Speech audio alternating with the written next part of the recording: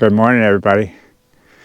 It is February 14th today. Happy Valentine's Day to everybody, especially a happy Valentine's Day to my lovely wife, Brenda. She's out here. We are shoveling a little bit of snow today for you guys that live in the southern parts of the world. You probably never have had to do this. Well, you're fortunate. It's not a very nice job. It's not a very easy job. I'm still nursing my sore shoulder, so it's even worse. But I'm getting so much better. I'm able to do this. This roof is fairly flat, not that steep, so it's safe to be on. And as you can see, we have a long span here on my roof where I bring my logs in, and it's kind of, I've got a post in the center even in the wintertime because it's not very good. It needs a little work. But anyways, because of that, I need to get the snow off this section of this roof. And most years, up here in New York, I do not have to shovel snow off roofs. There's a few years I have, but I just want to tell you a quick story about where we used to live in Vermont. We had a huge barn there. Well, I call it huge, quite a large barn. And I remember one year especially, and I'm sure there's been plenty of other years like that up there where I used to live, and the snow would come down and the wind would blow in such a way that most of the snow ended up on one side of the roof. I can't remember if it was the north or south side, it doesn't matter. But I remember that particular year shoveling over 5 feet deep. Snow on the roof was over 5 feet deep, and I did it 3 different times. So it was over 15 feet of snow off that particular side of that particular roof. Now, we didn't get 15 feet of snow at any given time, of course, but just because of the way the wind blows, it blew it from one side of the roof to the other side, and it just kind of dropped right there. And yeah, it was 5 feet 3 different times over the course of that winter.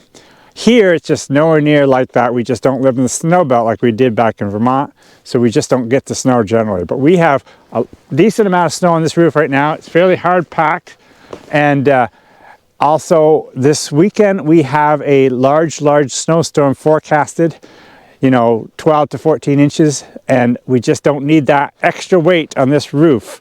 So we need to get this one section cleaned off. And as I go farther up the roof, there's less and less snow because the snow has kind of blown to this side. The other side of the roof, there's no snow at all. So it's not, a lot of ways, that bad of a job.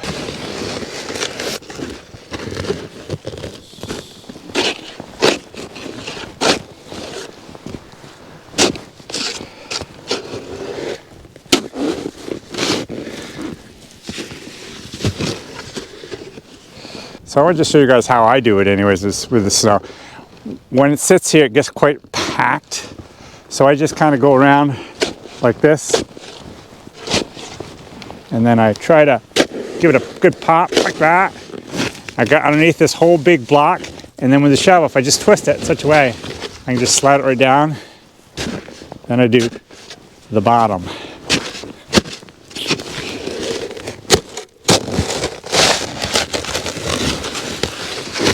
There you go. Nothing to it.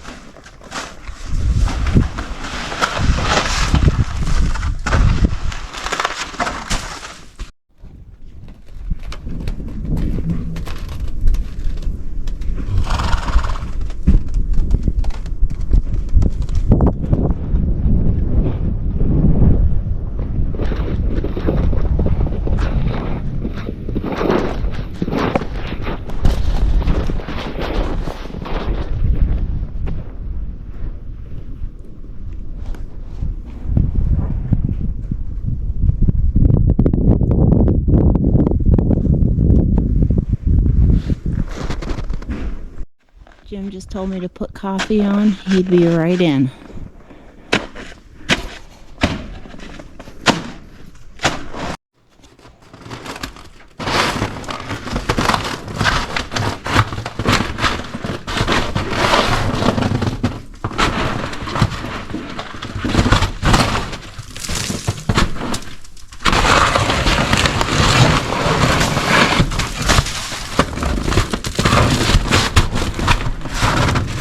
Before coffee, I have to do my morning ritual, which gets a little noisy around here because of Skip. But we feed the birds every day. And Skippy just goes a little insane here, waiting. You can see up here are all the chickadees waiting. If I get here early in the morning, I call them and they start coming. And as you can see, Skip goes nuts, so let's feed the birds. Chickadee-dee-dee! Chickadee-dee-dee!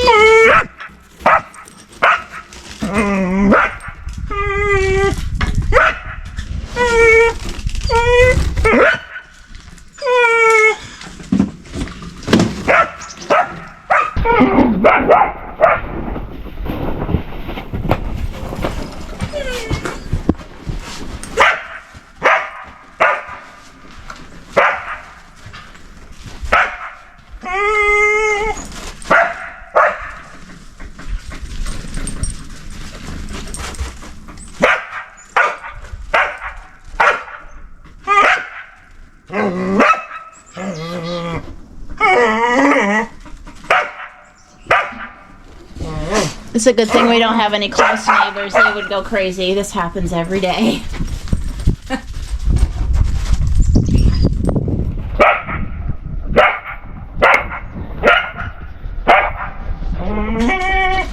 Hey everybody. Jim mentioned that it's Valentine's Day, and I know by the time this video goes out, it will not be Valentine's Day, but I wanted to share with you a little sweet treat that I make for Jim almost every Valentine's Day. There's just simply peanut butter balls, and I'll just show you how I make it, and it's just kind of a tradition, and it's something that I know he enjoys, and I don't make often because it's got a lot of sugar in it, but it's very good, so I'll share that with you.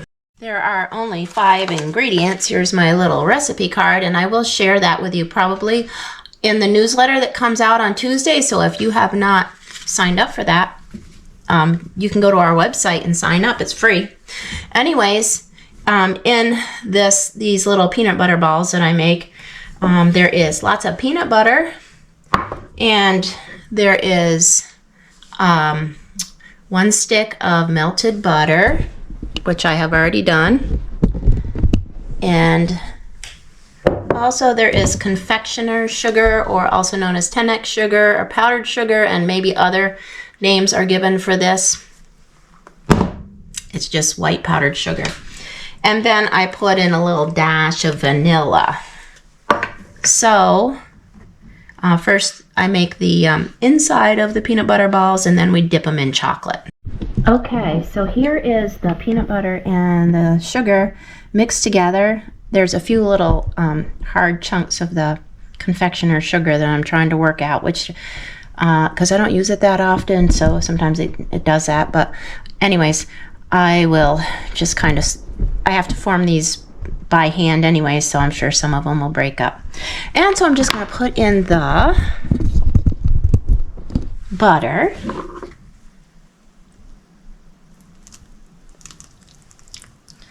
And mix it up and see what the consistency looks like. I often, if I don't like the consistency, usually I want it to be not so mushy, so I add a little more confectioner's sugar. I just have this kind of consistency that I like, that I think tastes the best. So mixes up nicely. So if if it's not moist enough, you can't make the little balls out of it. If it's too moist, I just don't think it tastes as good. So anyways, you should be able to form little balls out of this, and I work it in with my hands. And before I get too crazy here, just gonna put a little dash of vanilla in, probably like a half a teaspoon. Actually, the recipe doesn't call for it. I just put it in. I just like it.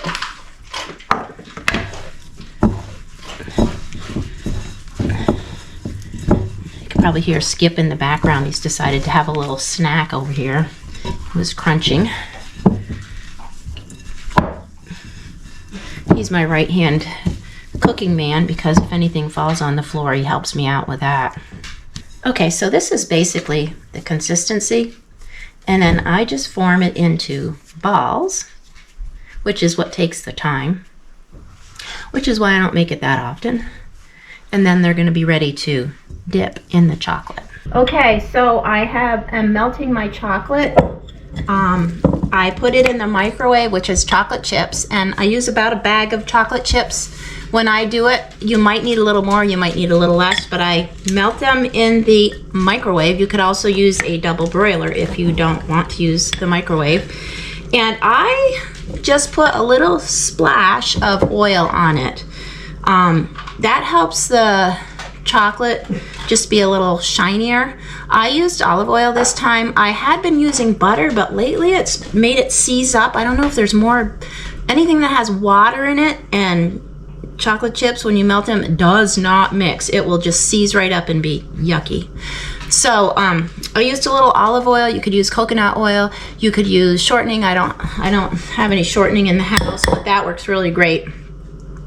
Anyhow, it needs to be melted a little more.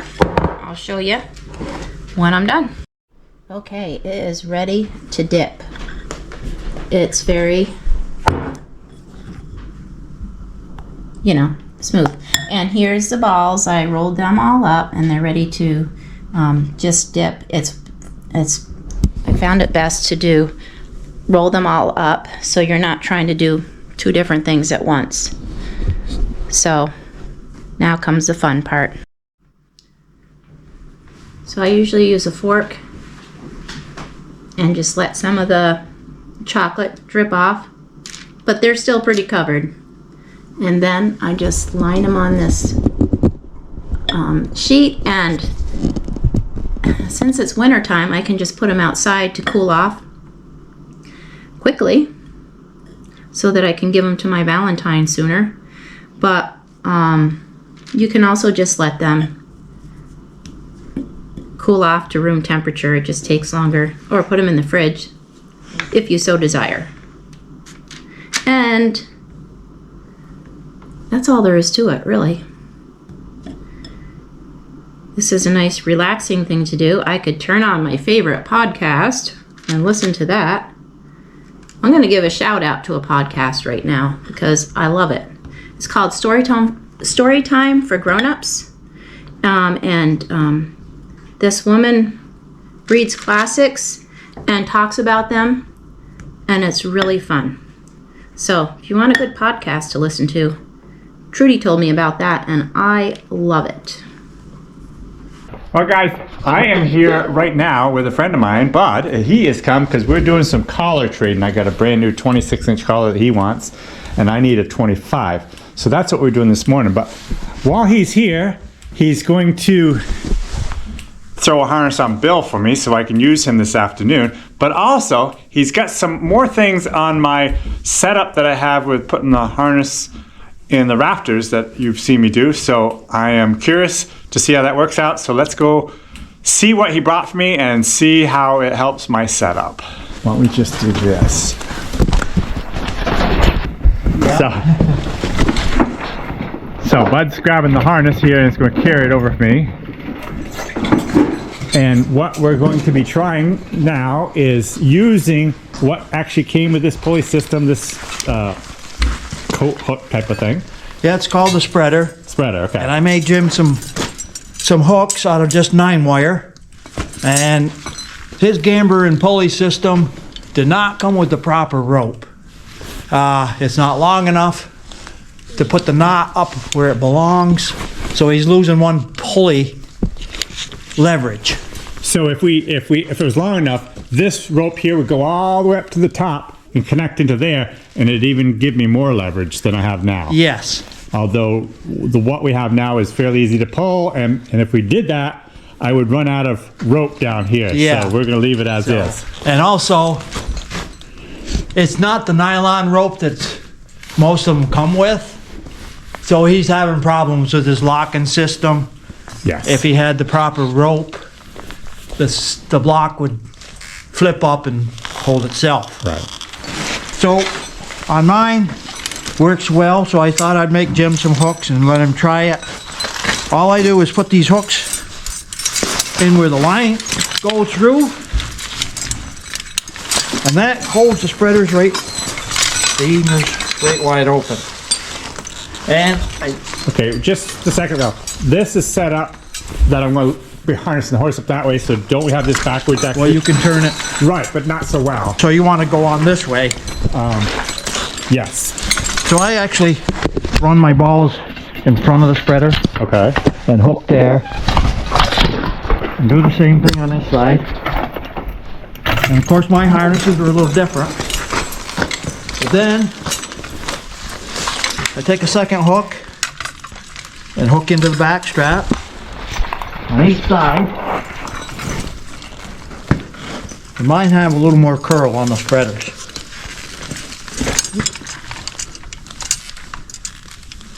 Now this may work for Jim, it may not. Oh, I bet it will. Although I think we lost one of the...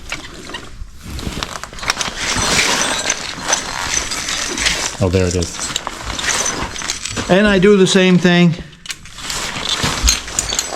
for the britchin.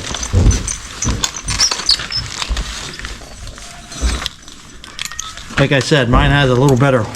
This should be a Curve little to bit it. more to hold it. Yes, I can see that. Mine stay right on.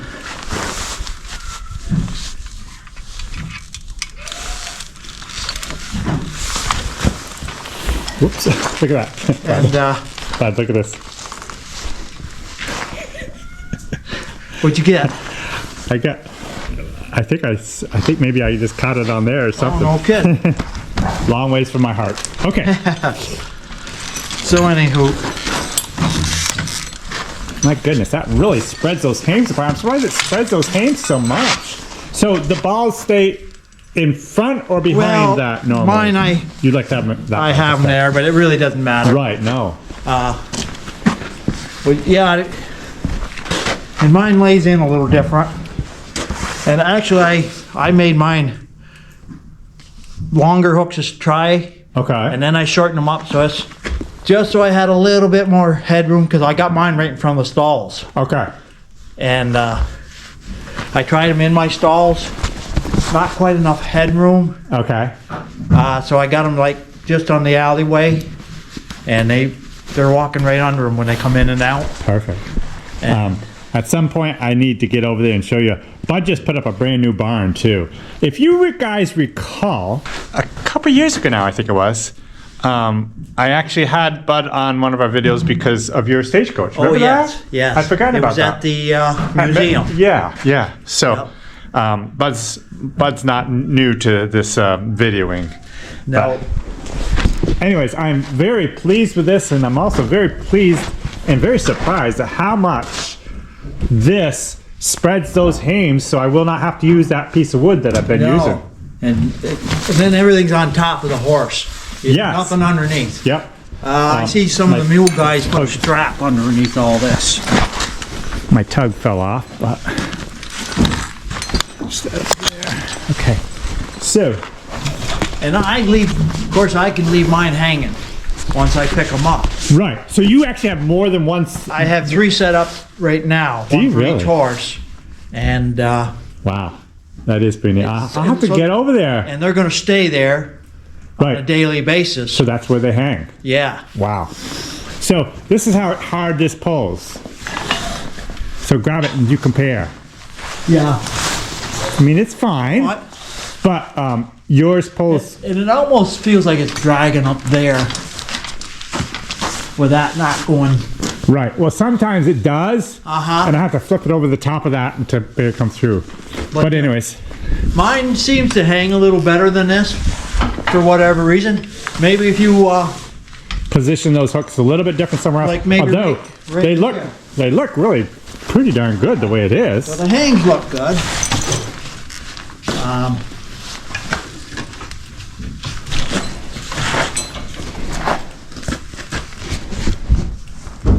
So just so people know, how long are these? Probably 8 inches? 8, maybe 9? I made this curl, and then I measured. Mine are like, I cut them off at 5, and it made a 4-inch hook. And But these are longer than that. And these I cut off at 9, and these made an 8-inch hook. Okay. Yours might work better, something like that.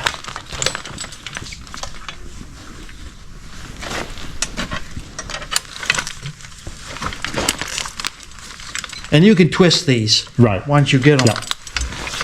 Yep. It's something to experiment with. Boy, I like it though.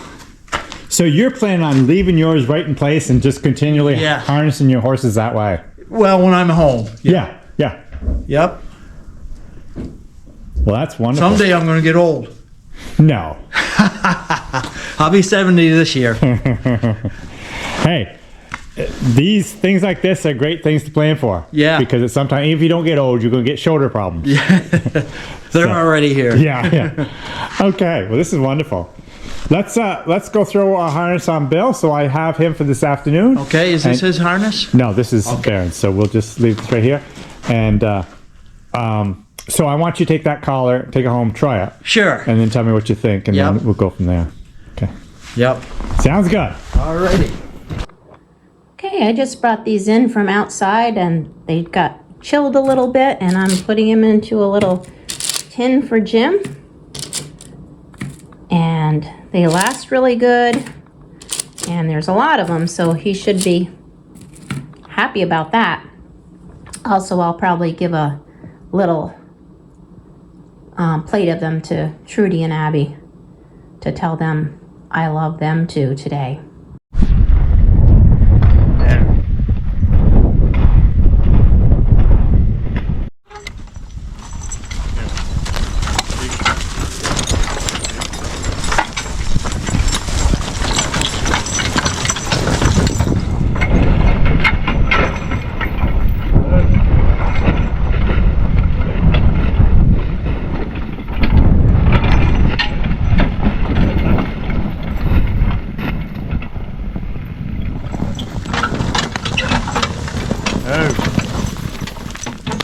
No.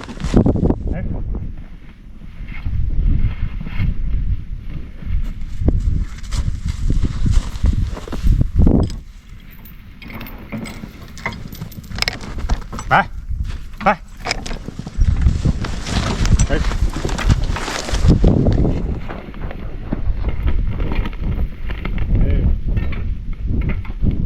No.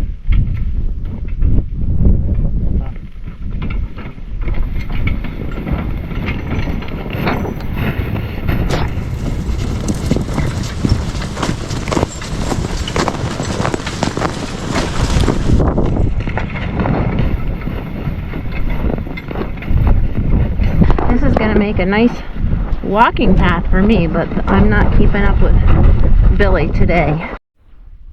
Doesn't take long to get tired walking through this snow, pulling something like that.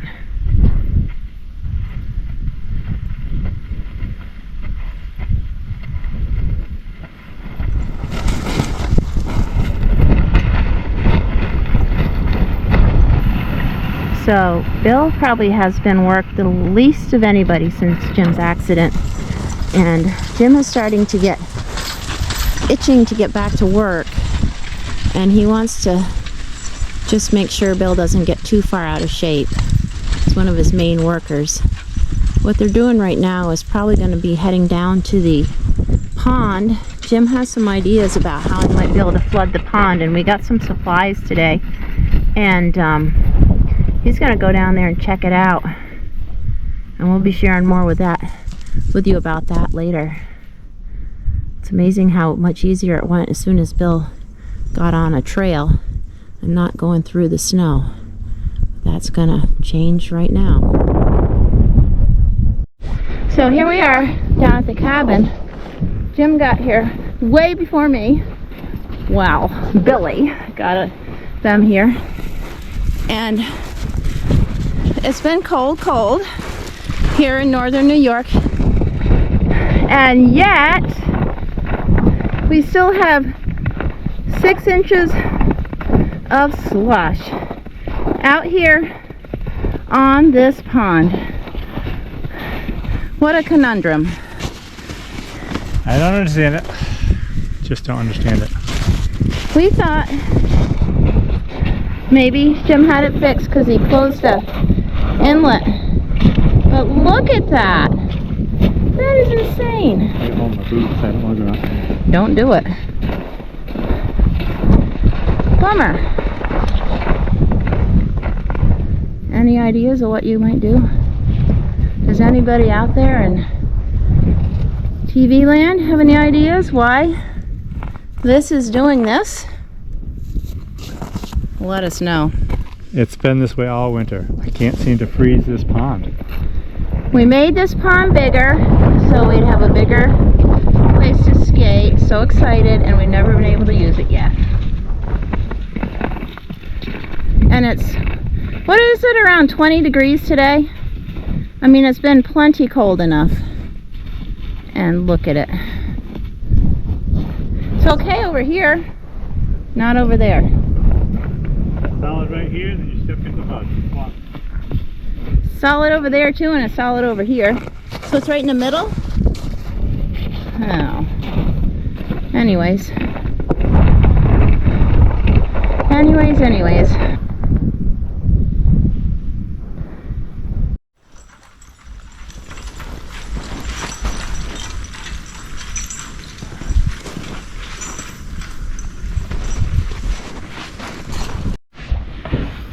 Well, Jim and Bill are back from a jaunt around the field. I walked behind and I was way behind. Bill is some kind of an amazing athletic horse to trudge through that snow, pulling all that stuff. Anyhow, we hope you enjoyed this video. If you're new to our channel, think about subscribing so we can share with you what's going on at the farm. And if you like the video, give us a thumbs up. Any closing words, Jim? See you next time. Billy says goodbye. Happy Valentine's, love of my life. Well, thank you. These are all mine to eat today? Well, I wouldn't suggest that you eat them all today. Wow. Just try one, see if they're any good. You know what I love, don't you? I like how he puts the whole thing in his mouth at once. That's my man. Good? Love it. Good. Thank you very much.